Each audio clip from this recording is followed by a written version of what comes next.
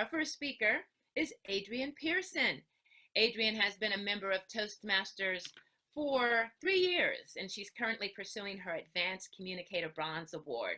As a scientist, it is paramount for her to be able to communicate well among cross-functional teams, especially when the topic is more in-depth technical discussion. And as a business owner, she must learn to get comfortable with promoting her business as well as herself.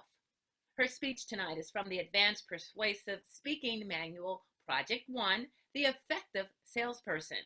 She and fellow Toastmaster Sheryl Poirier will play a role play. First, Adrianne will do a 3 to 4 minute speech explaining the persuasive process in sales. Then, she and Sheryl will role play for 3 to 5 minutes. Finally, she will have a 2 to 3 minute discussion with other Toastmasters and the audience. The title of her speech is Becoming the Salesperson. Please help me welcome Toastmaster Adrianne Pearson. Thank you, Madam Toastmaster Sunny, fellow Toastmasters, and guests. The salesperson. The pushy salesperson at the furniture store. The unwanted solicitors knocking at your home door. The car salesman.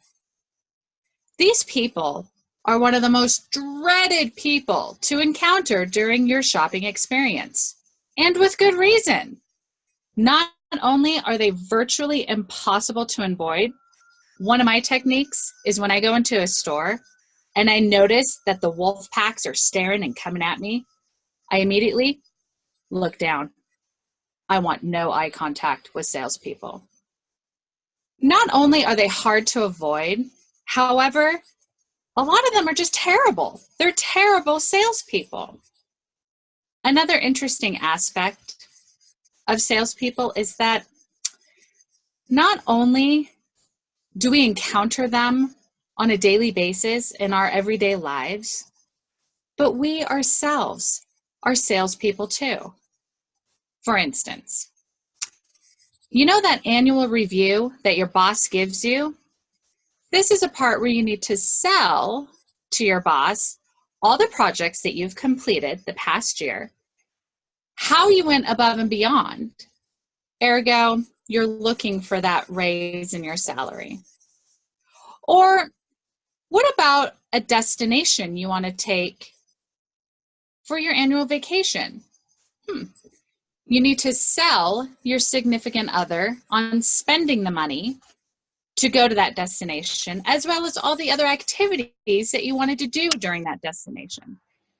Or better yet, did you participate in a youth organization when you were a kid, either selling cookies or magazines for fundraising? All of these are sales. You're selling either for an organization or for yourself. And it doesn't have to be a dreaded task. With simple techniques that I will share with you this evening, becoming the salesperson should be easy.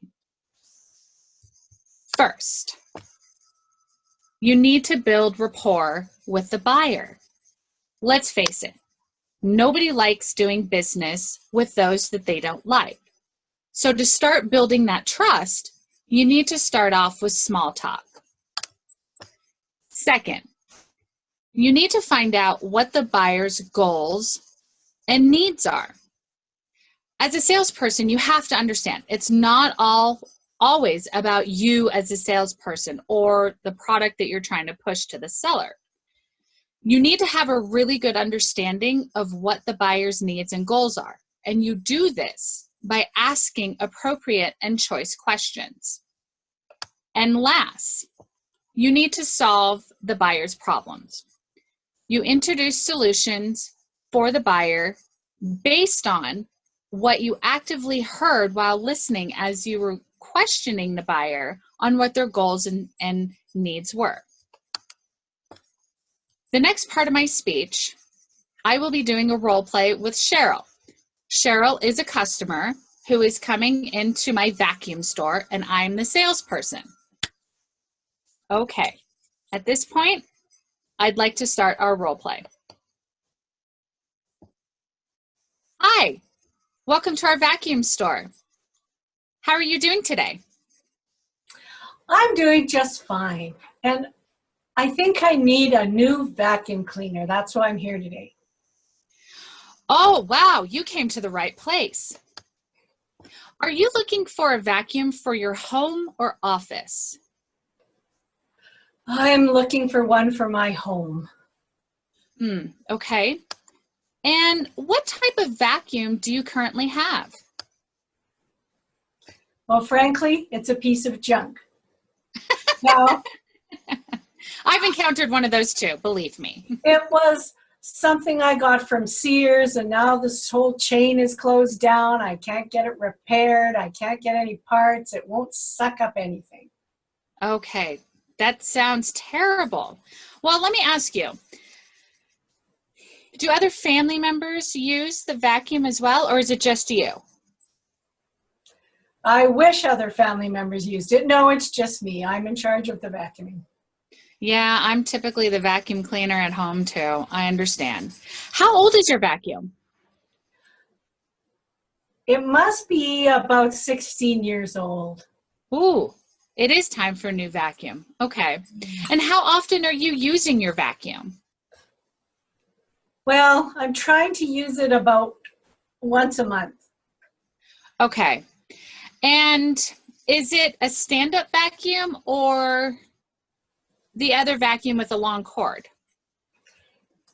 Well, I would say it's supposed to be a stand-up vacuum, but mostly it just falls down. Yeah, based on the age, we'll go with stand-up.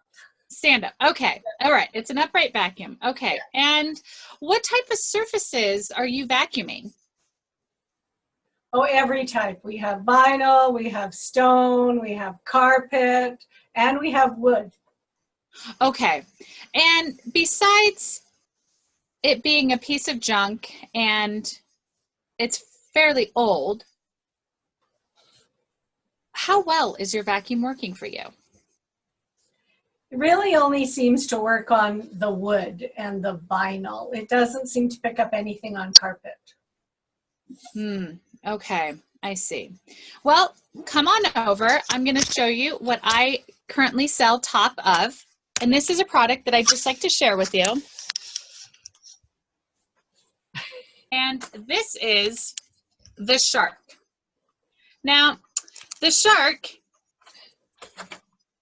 is very lightweight.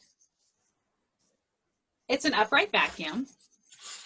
It is about that big. And the thing I like most about it is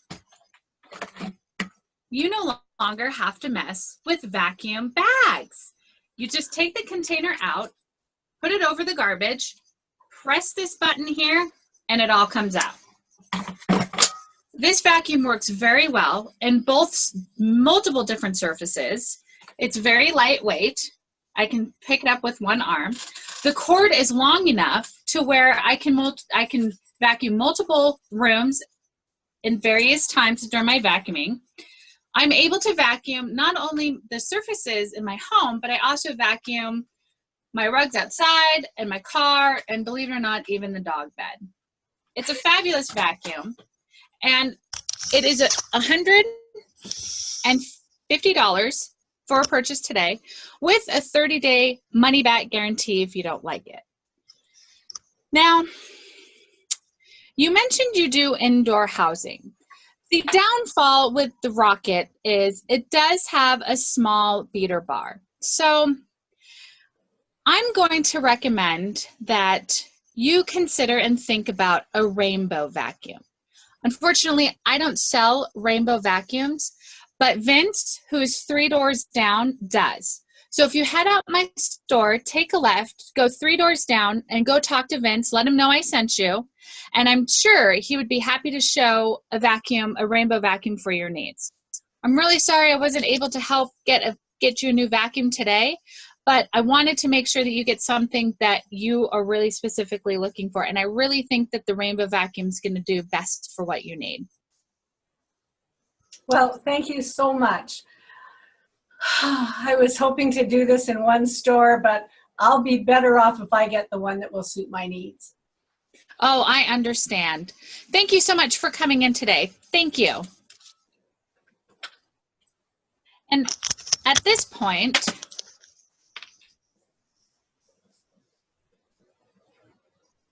I would like to have an informal discussion with my audience as well as my role player with Sheryl. I would like to ask, how did the audience like the techniques that I used for selling the vacuum?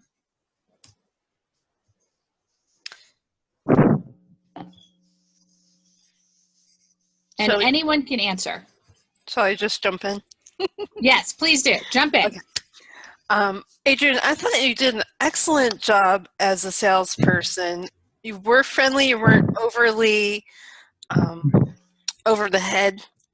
You trying to really ascertain what her needs were, what she was currently doing, and how you could help her with the product that you were selling. So I just appreciated that you really went into depth questions that I personally would have not thought of. It's like, oh yeah, that's an excellent question. I would have never thought of asking that. So I just wanted to commend you that you asked some really detailed, probing questions, but weren't over the head like a salesperson sometimes is. Like that pushy salesperson. Yes. Don't you need? But yeah, I thought you did an excellent job. Thank you. Any others? Yes, next, Adrianne. Yes. I thought you did a terrific job. Thought that the questions you asked were appropriate and considered for the project, for what she was looking for and what you thought might help her.